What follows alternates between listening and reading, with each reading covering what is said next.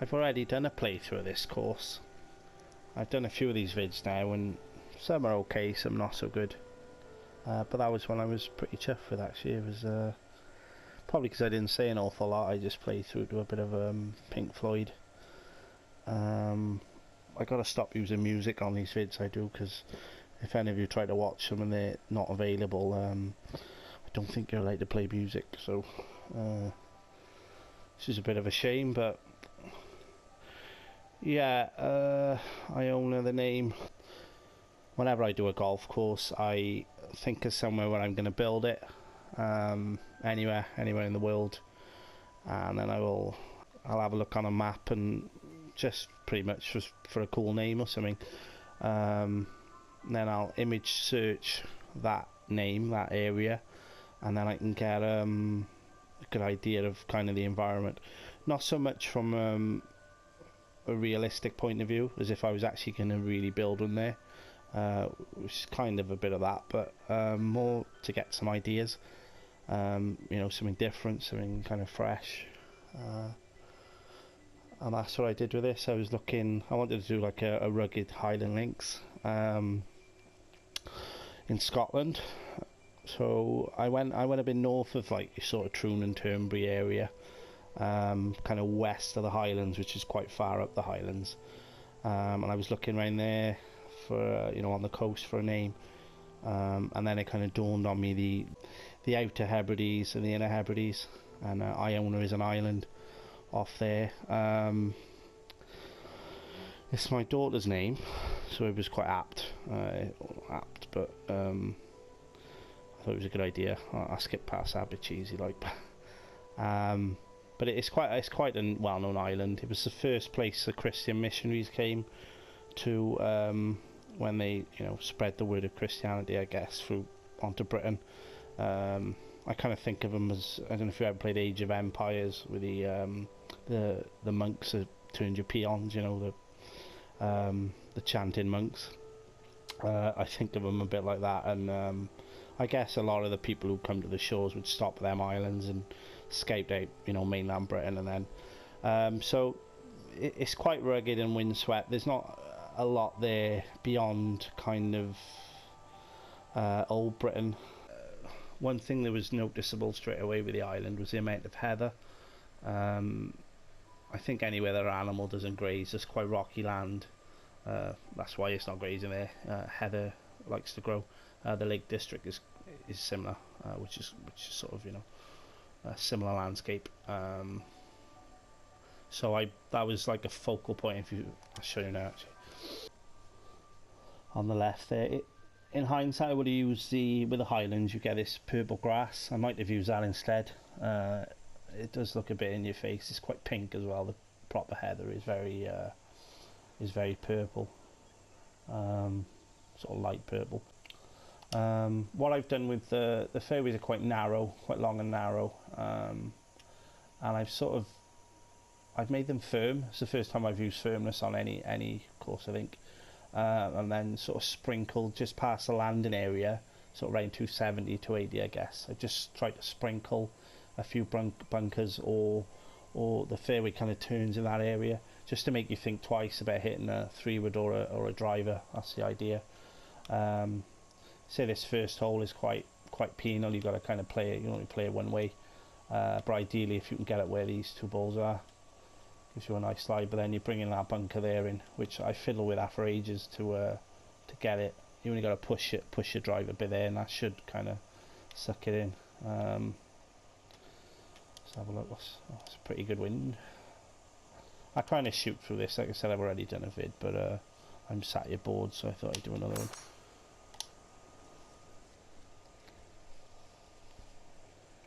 Tiger line. Bit of a downhill shot, hence the bunkers at the back of the green. Usually all your dangers at the front, because you'll come up short, but a miss it shot will come up short, but because it's downhill you might overshoot it, so the green's quite narrow, so that's the reason for that. Said you do have an option off the tee, the 3-wood option, but obviously it's blind then. That's kind of the punishment for taking the easy route. But There's also a hidden bunker here, so it's quite severe slope there. Because if you want, it is only a wedge, so if you want to get close to it, take on the pin. Haven't got a lot of room. That's about it. And that's quite hidden as well. Again, that's not a lot of people's cup of tea. They like to see all the bunkers in front of them and everything, but I like to hide, especially with links courses. It's kind of a feature. Again, I mentioned in my last video about kind of American style golf, where everything's there for you to see and you've got to be accurate. But at least, you know, there's no fun and games with it. You know, it rewards the best striker and ball striker and all that. Where links golf, obviously there's an element of that, but you've got to know, you know, a lot of local knowledge. Not so much now because of the coverage they get and how popular the courses are, but back in the day, a lot of the best players would hire local caddies, kind of ditch their own caddy and hire local caddies because they knew the course so well. And that's what it's about, is knowing all the humps and where the ball's going to shoot off when it lands, you know, and that takes a lot of playing the courses and stuff. So, hole 2. In hindsight, I may not have put them rocks in there. I kind of done it just to, you know, just to add a little feature. But I think if that had been all fairway there, it might have been a bit more realistic, I guess. I could have added quite slope in there, and you've got a flat lie here where you've got to take the bunkers into play, and then up here as well. The ideal spot is where Marula is there. If you use the camber here, kind of float along the camber, but then you're kind of bringing in these sort of bunkers, and if you do come this left side, this bit of heavy rough here as well. There's another option off the tee, which you, again, another little hollow there with that purple thing, is if you kind of hit there off the tee, you won't just kick up, it'll catch you there, you know, it'll catch you out. Some of the rough around bunkers, I'm not sure what I would have done in hindsight. It's quite awkward to get that natural link slope, but you see I've kind of stopped there with the bunkers there, and then it's heavy rough. It does look a bit doughy, but I think this is possibly my favourite green, one of my favourite greens anyway, because it's sort of 3-tiered, but it's not too undulating. Maybe I could have made that back up a little bit, whatever. But yeah, this hole was pretty much the kind of my first idea of where to go with the course, these sand dunes and all, and the way the walkway down to the beach there is a car park up there somewhere. But it's funny because there's a little monument over here as well. I did a course for a par 3 course. And when I did a work in progress video for it, and when during that I said that I was toying with the idea of having like a par 3 course around the club base, and then in the distance in the main course, and maybe having like a first tee starters hut in line, you know, in the eye of one of the holes of the par 3 course, to make it look like that was like a little par 3 course around the club base, and then, you know, the main course went off, you know, out in the distance. But so I had all these little features with that course. It was again, it was North Wales, I think that one was set, so similar kind of, you know, oldie worldy British environment. So I had a few little things like a few of these little monoliths and stuff like that, and it's kind of ironic because this course has almost developed into that big course I was on about. I took a lot of what I'd done on that course with that intention, these dunes and all. After I thought about this little path, I thought I could do some dunes and stuff like that, so that's kind of where it all came from, really. I think this might be possibly my favourite hole from a real life standpoint. I think this would make a good links hole at somewhere like Portrush or somewhere like that. The green's quite it's almost like a humpback, you know, for the middle, and then it slides off either side, as do the bunkers, but not too severe. I'll try and show you now. Nice favourable wind. Again, all the danger is pretty much left, but you see there's quite a lot of little hidden features there. Again, if you land in there, you won't just kick up and get away with it, it will catch you out. But lots of little pin locations I can put. but it kind of through the middle mainly, and then it'll if you don't quite get that, certainly with this pin, if you don't quite get it here, it'll just roll away. See if I can show you.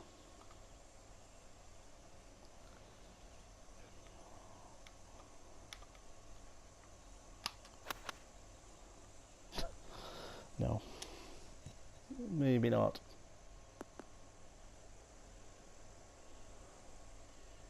Possibly. Yeah, this should fade off now. I was lucky actually with that. There we are, not too bad.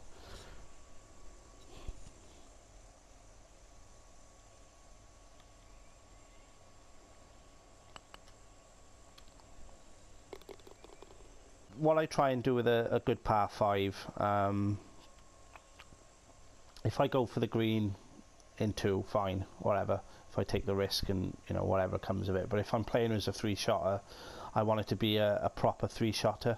Not always, but you see what I've done here. Up here is very lots of hazards up around the green, lots of undulations. It's a very difficult layup to get your usual, you know, within, certainly with this game, getting within 50 yards. Anywhere in there is pretty much up and down for a decent player. So you've got your little option there, your nice, again, undulating.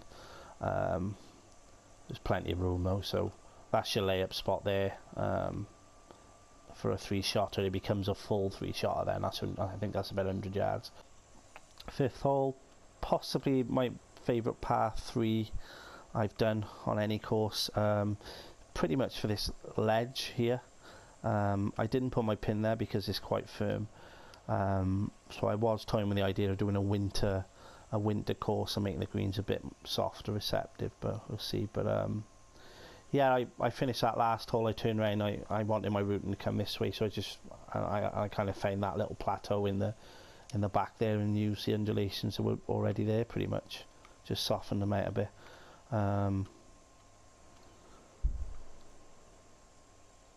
You do have to be careful with this runoff here. I think you're okay, but I think if you had like a big wind in your face and you try to lob flop up there, and it might come back down. So just be careful with, maybe use a sand wedge or something. So try and show you that ledge there. That's where I want to put a pin one day if I can. I did have a complaint that this fairway was a bit narrow, but which it is, but that's kind of intentional, simply because it's quite a short hole and you've got this big wide bit of fairway here that's still only a 8-9 iron in. So if you want a little wedge in, fair enough. 7, this is a pretty good example, certainly with this wind, of having to put a 3-wood in your hand. That bunker on the left there looks pretty innocuous. It looks as if you can just kind of lay it up to by here. If you can, actually, by here is pretty good. Only heavy rough there. I've done that on a few little spots just to make it, make you think twice about going for it. Someone's up over there. I didn't realise you could do that. So, but if you were to sort of land here around this area, that'll kind of kick you into the bunker, which might annoy people. And then two bunkers at the front there. They're on this game, they're a bit irrelevant, but in real life, because they're away from the green a little bit, it gives you the impression the green is closer than it actually is, which ironically will make you club under and then go into them bunkers. So that's kind of the idea behind it. But I love all them undulations. That's why I like doing links courses a lot. That's needed a bit of smoothing out there, but you wouldn't get a mower on there, that's for sure. But another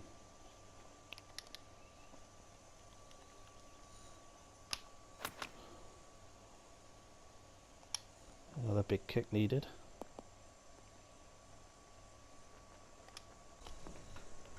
Okay, hole 8. This was discussed by Nick Weisberger. I'm sorry if I've mispronounced that. If you're on Twitch, and it's Wise Guys Games, I think is his page. Sorry, his channel. I'm getting used to all this Twitch and all. Sorry, I'm a bit new to it, but yeah, he played good courses, and he's a good player, so you learn a lot, and also he's a very good designer, so he kind of points things out as he goes. And one thing he pointed out with this course was this being out of bounds here. They were discussing whether it should be red, you know, lateral water hazard. And I think in hindsight I would have, because my thinking was I didn't, kind of from a health and safety point of view, in real life this might be out of bounds, because you wouldn't want people going off down to the rocks fishing their ball out, because that's still sort of open ocean there, so it might be dangerous. And I know courses that have rivers alongside them generally put them out of bounds. Again, you don't want people trying to fish their ball out of the river and go, you know, falling and go drowning. So that was my thinking, but that would be kind of a local rule. That would be local discretion whether they did that. And this is a computer game. I'm not going to fall in there with my pad or my, so I may as well just have had it, you know, red staked for that reason. But there was a thinking behind it. I'm not quite sure why I've put a red. Is there that yellow there as well? I don't know why I've red staked that, though, and not the rest of it anyway. But yeah, that was the thinking. So there's the odd bit of heavy rough there that doesn't blend very well, and but it is in there for, you know, if you're using this camber kind of thing to draw you around and make this a little bit easier and less dangerous, I guess. If you do overdo it, you will get stuck up in that there. So that was the thinking behind that. It is quite a short par 5 as well, by the way, so 3 off the tee. Good player, you should still be able to salvage a bogey, maybe a par. I'll just quickly show you my long barrow, I think they're called, house, ancient house, which is kind of reminiscent of the I think it's more the Orkney Isles and all that. It was I'm not sure about the deer, I don't know why I put them there, but say the rocks there kind of, I guess they solidify the base or whatever. But yeah, that's it. I was quite chuffed for that. It looks, it's just a bit odd, but yeah.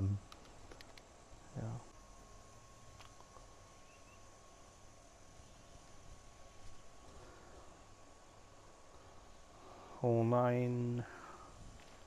I was really chuffed the way this hole came out. I think this, I like a short par 4 on most of my courses I try and do, and I think most people do, but I really like this hole. Up at the green, quite dangerous. It kind of looks as if that's that ends there, so you've got a bit of room, but there's a sneaky bit of water there which you might not see. A bit naughty, but the green, most balls are going to come in that slope. That's probably my favourite bit of the hole, is this runoff here. I'm not sure, I've tried to design it so you can get to it with the right wind. What's the wind on? I'm not going to get to it, but with a drive and a bit of a draw and a bit of a wind, I reckon possibly you could get down by hole side the way the green's sloping. So got my little caves on the right there. I would have done them a bit more cavernous, or tried to, but that's actually the edge of the map there. You wouldn't believe the this lighting is pretty much the only lighting I could have used, because I was getting all these lines with the shadows, and this was about the best I could do. This was another hole discussed by Nick. Said blind tee shot. I love that though. I said it, if you don't overdo it, I think 1 or 2 blind shots, or 1 or 2, you know, sneaky bunkers and stuff like that, I think a good quirky aids, I guess, for your design. But I've got my stake there. It is there, Nick. But I have moved the pad. If you just hit it with the right wind, it's again a bit sneaky. I've lined it up with that bunker there. So the green, be honest with you, is stolen from Royal Dornoch. It was kind of just sat there, and I don't know, it just looked a bit bland, a bit lame. So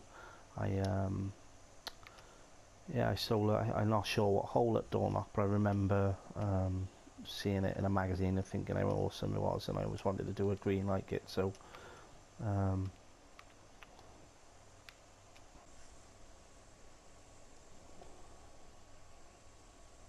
This bit of cliff here was one of the last things I did on the golf course. It was all kind of flat edge there all around. It just looked a bit stuck on, but I'm glad I did it now. It looks quite nice. There is kind of this little mountain range that seems to run through Iona. I didn't look too much into it, but it just helped me. I thought then when I knocked these mountains up that I could run some holes along the side of it.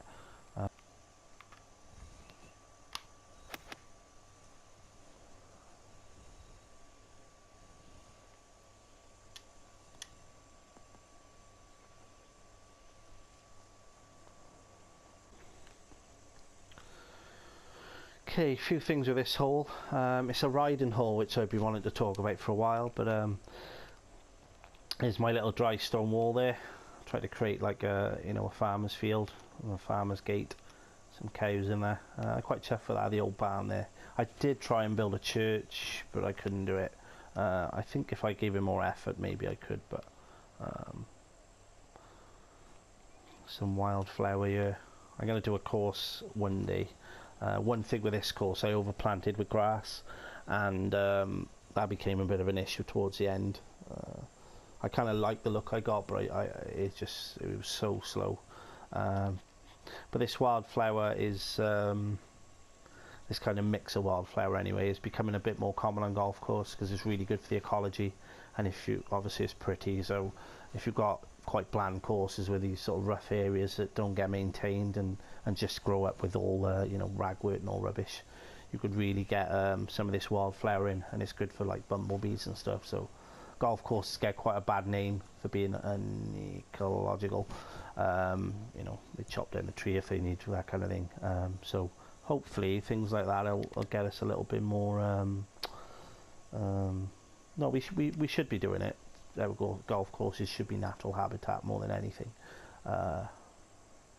Anyway, yeah, this I'll quickly explain the riding hole. Pretty straightforward. There's all different variations, but it pretty much means that a green is going to slope from front to back, as this one does. Quite extreme, this one. I wanted a pin up on there if need be, and this front edge can hold a pin as well. Like I said, it slopes front to back, and with the idea of you put danger to the left, so you've got to go over the danger if you want to go to the flag. It's meant to challenge the more tactically gifted golfer. The idea of not taking, going over the water. That could be water there, any kind of danger. And also the green becomes narrower because it's sort of tilted at maybe 10 to 4 angle. It's narrower. Not so much this green, but I think North Berwick is. So going at the pin on this side of the green, if it was quite narrow, you wouldn't be able to really stop the ball. But what I've done here, obviously you've got your danger, but I've just kind of sloped up that back edge so you can't get the ball. Maybe with this wind you might get it quite close, but generally the way it's sloped, you're not going to be able to get at the pin from that shot. So I'll go. I hope this works now.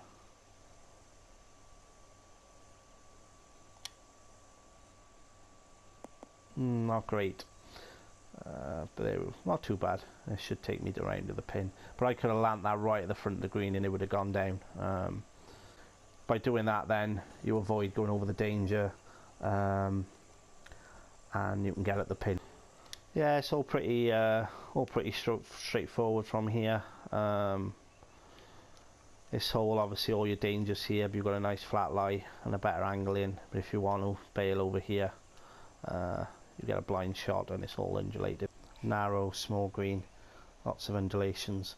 Then bunkers again are just kind of trying to hide things, make the green look a bit wonky. See that one over there is, it's not, it shouldn't be in play for anyone, but it's kind of maybe you think that bit's green or something, I don't know, but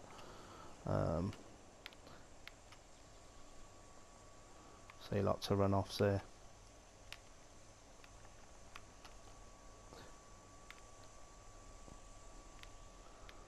I quite like up here as well, my little bus stop, and the car's waiting for the sheep to go. Look, not they'd use wolves, they'd all be gone now. It'd be a pool of blood. You don't usually see trees in the fairway. That was just for a bit of quirkiness. I was going somewhere over here with this fairway and I kind of stopped and went down this route, so that I kind of just left that in. It's just a bit of fairway, but said you wouldn't really have an, I think it's an oak, is it, on an elm? I don't know, but certainly with deciduous trees that drop their leaves, you wouldn't like to really put a tree that close to any kind of surface, because obviously the leaves are going to drop all over the place. Certainly with a green, I've seen it and it's a bit of a nightmare, but I think it looks pretty cool though, playing back down towards the sea. Try and clear, take this heroic shot here, and should give you a pretty decent lie and route to the green. I'm not sure I'm going to carry that. Oh, there we are. Oh, might have got away with it. No. So I want these bunkers to be like pot bunkers. I want them to, you know, balls to feed into them. It's not going to clear that, is it? I really hope they give us revetted bunkers one day. I don't know how you do it.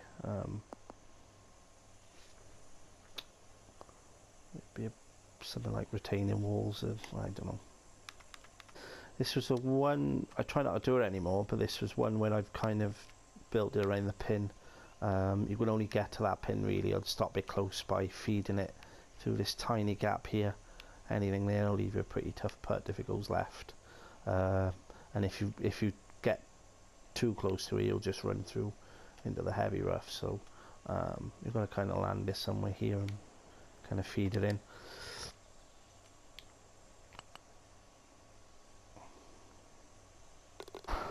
I didn't quite get what I wanted to get off this hole, but I got something else which leaves me the other thing I wanted I can use again, so that's the way I'm looking at it, positive thinking.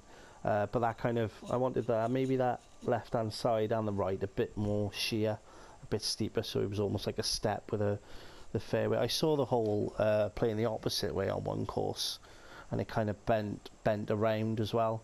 Looked pretty awesome, so I tried to sort of recreate that a little bit. Stole a bit of an idea, but like I said, I didn't really get it. I got something else. Not a bad hole. The original idea was, I don't know why I put it so far out, but there's a big slope there, and if you get a big tailwind and you overdo it, I want you to run down and just trickle into that, you know, trying to get a bit brute with it. Okay.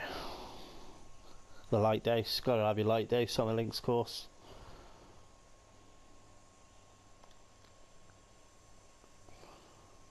Let's say this hole is all about the heather. I wanted it heather all around, and I like that bunker on the left there. Not really doing anything. I just like the look of it.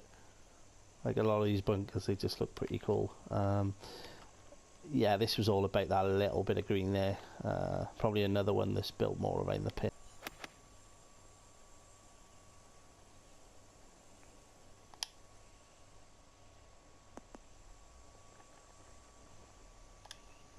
Okay, that's about it. I struggled a bit with this hole. I didn't quite know what to do with it, so I brought that path crossing the fairway there to go down to a beach. One thing I did do, quickly show you, is I said I was struggling to know what to do with it, and I'd had the hole set out and you know, the strategy and all of it, and it was just looking a bit bland. So all I did was I got the soft brush out. You got the kind of egg shaped and the round soft brush, and I kind of hovered it over that side of the fairway, the other side there, and just nudged it up a couple of touches, and I think I got a really good approach shot there just by increasing the elevation. So that's a good tip if you're ever like, oh, well, you know, what to do with it. Fiddle around with the elevation. I don't like this bunker bank, what I've done here. I don't like that. It just looks a bit steep and wonky, but anyway, yeah, so thank you. Give it a play. I want a handicap rating on this, and I don't think I'm going to get one. I'm going to keep throwing in everyone's face because I think it's a good course, and you never know.